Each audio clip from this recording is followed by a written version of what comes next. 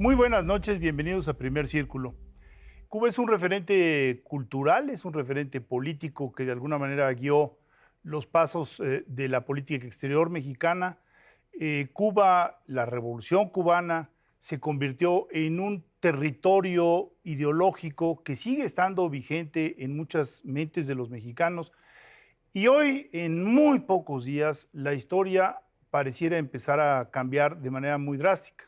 Todos conocemos que a partir de la muerte de Fidel Castro ya había una sucesión, pasó al hermano de Fidel, Raúl, y todavía hace par de años, 3 años, recayó en un nombrado presidente, Díaz-Canel, que tenía en sus manos esta situación aparentemente controlada. Y sin embargo, de la noche a la mañana, quizá por las redes sociales, y es lo que vamos a tratar de analizar, ha habido levantamientos muy significativos, levantamientos que han circulado por todo el mundo, y queremos hablar sobre Cuba y lo que alguien que conoce muy bien Cuba nos pueda explicar de lo que está sucediendo allá, porque usted sabe que además la información está relativamente controlada o muy controlada. Hemos invitado por ello a Rubén Cortés, que usted lo conoce, es un periodista, es un analista y autor de un libro, bueno, varios libros, pero uno muy significativo que se llama Cuba sin ti. Rubén, qué buenas noches. ¿Cómo estás, eh? Qué gusto tenerte Buenas acá. noches, Federico. Buenas noches, Carlos. Rubén, muchas gracias por acompañarnos. Vamos a empezar con una pregunta que le cuesta luego trabajo a algunos mexicanos entender. O sea, aquí si queremos marchar, marchamos y ya no hay marchas por la razón que sea. ¿Cuál es el riesgo real de un cubano de marchar? Es decir, quieren protestar. ¿Qué le puede pasar? ¿Cuál es el tipo de implicaciones para quien corre el riesgo de protestar contra el régimen cubano? Bueno, vas preso. En primer lugar, vas preso, pero te ocurre algo peor.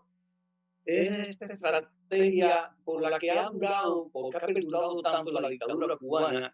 El éxito ha sido esto de tocar puerta por puerta, la intimidación, el miedo que tienes como cubano desde que naces, el miedo a todo, el miedo a perder lo poco que tienes, esta estrategia, insisto, de ir casa por casa, no saques la cabeza porque te la cortamos, mire de hacha.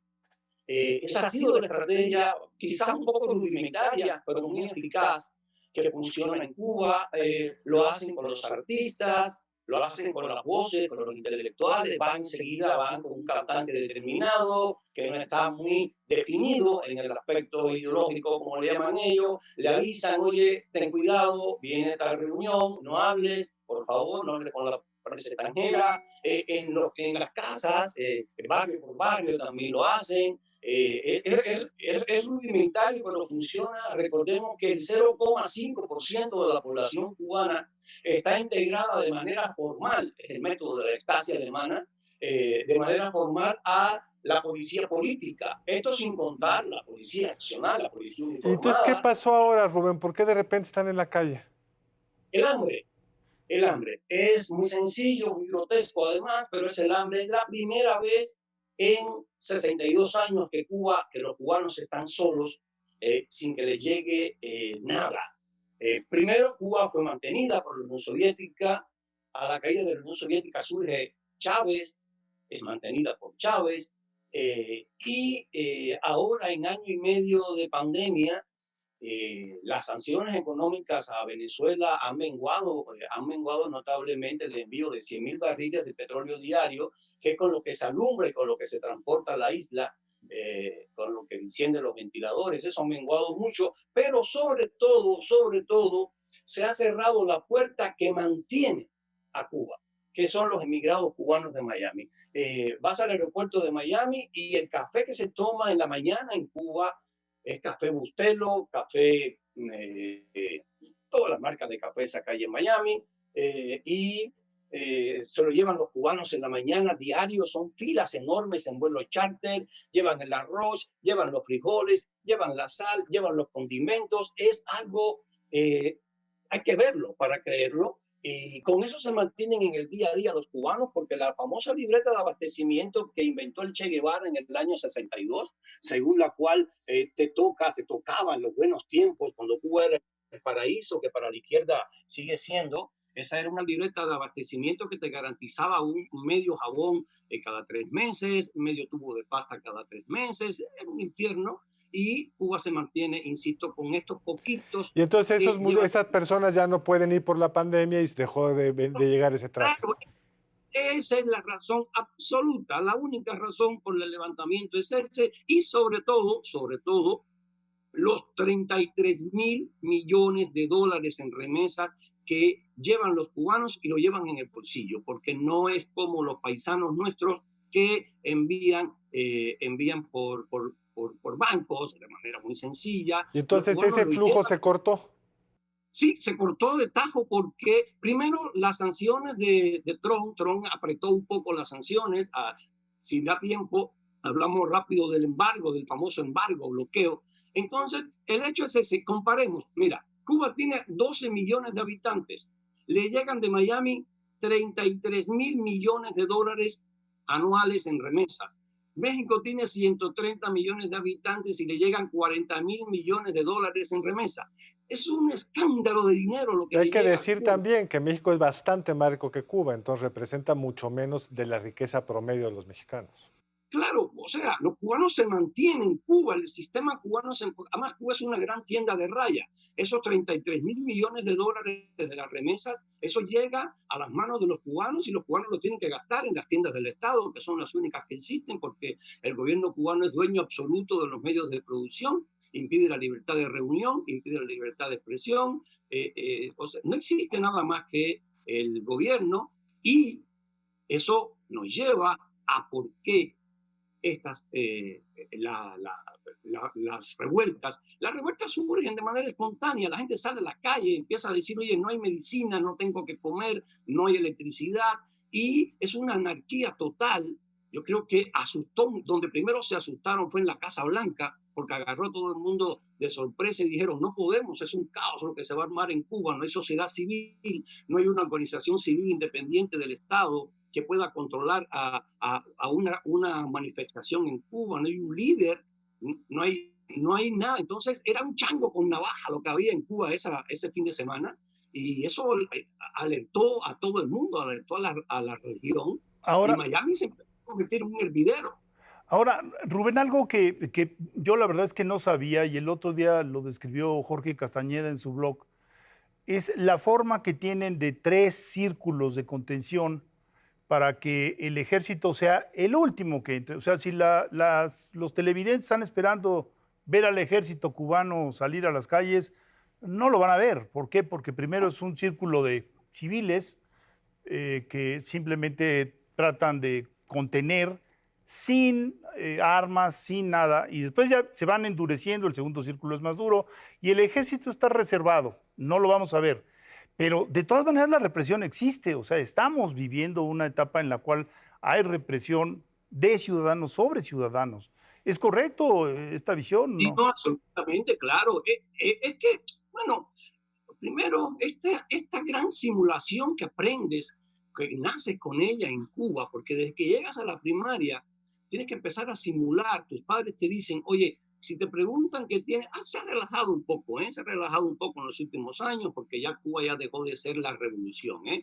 Ya tenemos que tener en cuenta que Cuba es un sistema político que está sobreviviendo, no quiere perder el poder por nada en el mundo, y entonces pero hablemos un momentito en el paraíso insisto, de la izquierda mexicana que todavía sigue defendiendo. En ese paraíso, tú desde que nacías, yo que nací en el año 1964, la primera lección que me dieron mis padres cuando fui a preescolar fue, oye, tú no tienes familia en el extranjero y en tu casa no creen en Dios, ni creen en la Virgen, ni creen en nada. Ahora me agarraron ustedes por arroyos, por asuntos técnicos, me agarraron y tuve que venir para la recámara y se ven unas vírgenes allá atrás y eso, soy católico estándar, ¿no? Entonces ahí se ven mis virgencitas, pero tú te conviertes en un gran simulador. Entonces esos mismos que marcharon el fin de semana estaban en las marchas del domingo a favor del sistema. ¿Por qué? Porque por esto que enfrentan cubanos, tú dices, se enfrentan cubanos contra cubanos, se enfrentan los mismos, o sea, no hay una sociedad civil organizada en Cuba, no hay nada espontáneo en Cuba. No hay nada Entonces, espontáneo, pero esto sí es espontáneo, Rubén. Y claro, salieron estas marchas, fueron espontáneas, el hambre, de pronto se fueron ahí, no sé qué dicen que fue orquestada desde Estados Unidos, o sea, puede ser que algún emigrado en Cuba haya mandado un WhatsApp, pero en Cuba acuérdate que está controlada Claro. el internet y todo eso. Yo creo que fueron boca a boca, se fueron diciendo, habría que estar en la isla, casi nadie sabe, porque casi nadie está entrando y saliendo, y provoca, tú decías, estos círculos concéntricos. Rápido, el ejército no va a entrar. El ejército está reservado en Cuba porque los militares son los que van y los que están destinados a hacer una transición. Va a aparecer en algún momento después de la muerte de Raúl Castro, tiene que aparecer un grupo de poder entre los militares que sea capaz de llevar una transición en Cuba, y ese grupo de poder entre los militares es el que va a negociar, con el que va a negociar Washington, con el que se va a ver, porque Pero ¿cómo te el ejército imaginas? Nos queda poco tiempo en el programa. ¿Qué te imaginas que va a pasar en las siguientes semanas? no se va a controlar el asunto. En México está ayudando con estos vuelos que están llevando un poco de vituallas. Esto es absolutamente con la anuencia de Washington. México siempre ha sido desde los años 60 el ancla de Estados Unidos en Cuba. Se demostró cuando Salinas destrabó la crisis de los balseros en el 94, hablando con Clinton, con Fidel. Yo creo que ahora México está haciendo este papel, ayudando. Creo que a nadie le conviene una desestabilización en Cuba.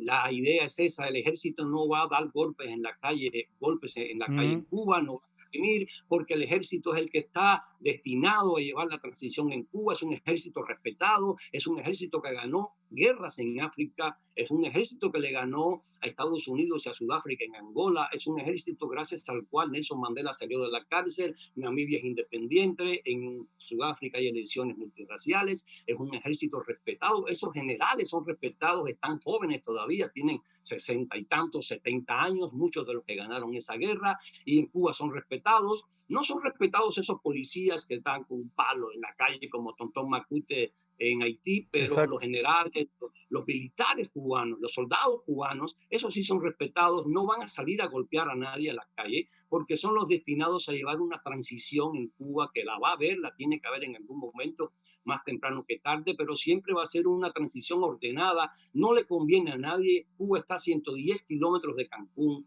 una tensión humanitaria de barquitos hundiéndose frente a Cancún, llegando, o frente al estrecho de la Florida.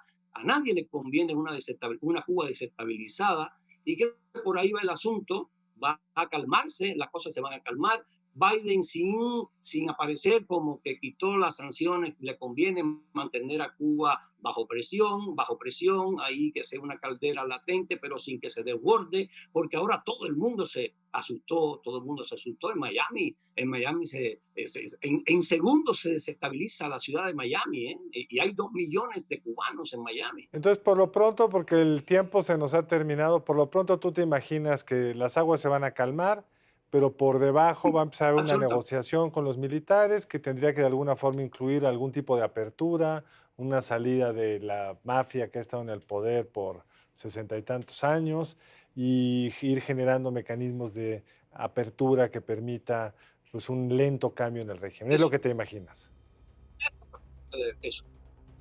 Pues Rubén, mil gracias. Tenemos que cerrar el programa, pero siempre tu visión nos enriquece y esperamos, conforme vayan evolucionando las cosas, volverte a ver por aquí en Primer Círculo. Y a ustedes muchas gracias por acompañarnos aquí en Primer Círculo. Los esperamos el lunes entrante, misma hora.